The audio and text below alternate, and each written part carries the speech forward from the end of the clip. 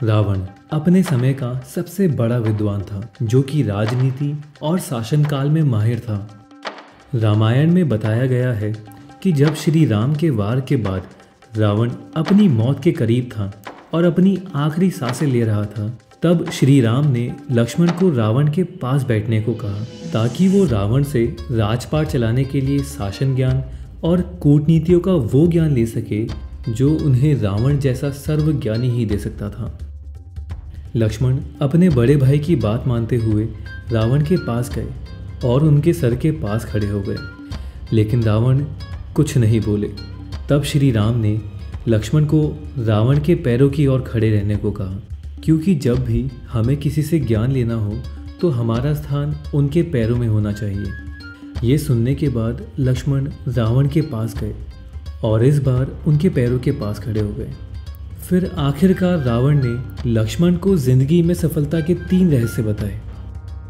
सबसे पहली बात जो रावण ने लक्ष्मण को बताई वो ये थी कि शुभ कार्य जितनी जल्दी हो उतनी जल्दी कर लेना चाहिए और अशुभ कार्य को जितना हो सके उतना टाल देना चाहिए।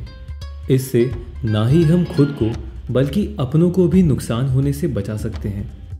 रावण ने लक्ष्मण से कहा कि मैं श्री राम को पहचान नहीं सका और उनकी शरण में आने के शुभ काम में देरी करता रहा और उनसे लड़ने जैसा अशुभ काम करता रहा, जिससे मेरा ये हाल हुआ। अपने इस पाठ को रावण ने शुभस्य श्रीघम कहकर पूरा किया। दूसरा पाठ जो रावण ने लक्ष्मण को दिया वो था कि कभी भी अपने प्रतिद्वंदी को कमज़ोर मत समझना, कभी भी नहीं। रावण ने कहा कि मैंने श्री राम और उनकी वानर सेना को कमज़ोर समझने की भूल की। यहाँ तक कि ब्रह्मा से अमरता का वरदान मांगते वक्त मैंने ही उनसे कहा कि मानव और वानरों के अलावा कोई मेरा वध ना कर सके, क्योंकि इन दोनों को ही मैं मामूली और कमज़ोर समझता था, जो कि मेरी बहुत बड़ी भूल थी और इसका परिणाम तुम्हारे सामने है।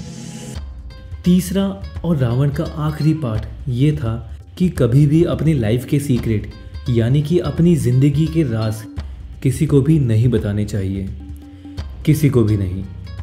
रावण ने कहा कि मेरी सबसे बड़ी भूल थी कि मेरी नाभि में अमृत होने का राज मैंने मेरे भाई विभीषण को बताया, जो कि मेरे अंत का कारण बना।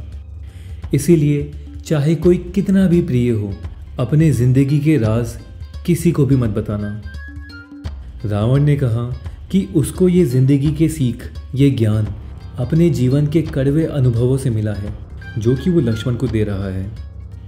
और इसी के साथ रावण ने अपनी आखिरी सांस ली और राम नाम लेके प्राण त्याग दिए।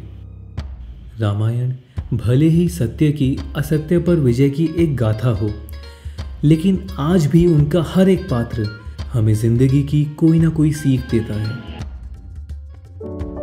अगर आपको ये वीडियो अच्छा लगा हो तो प्लीज़ वीडियो को लाइक करिए और हमें नीचे कमेंट्स में बताइए, और प्लीज़ इस चैनल को सब्सक्राइब करिए और सब्सक्राइब करने के लिए यहाँ क्लिक करें। Thank you.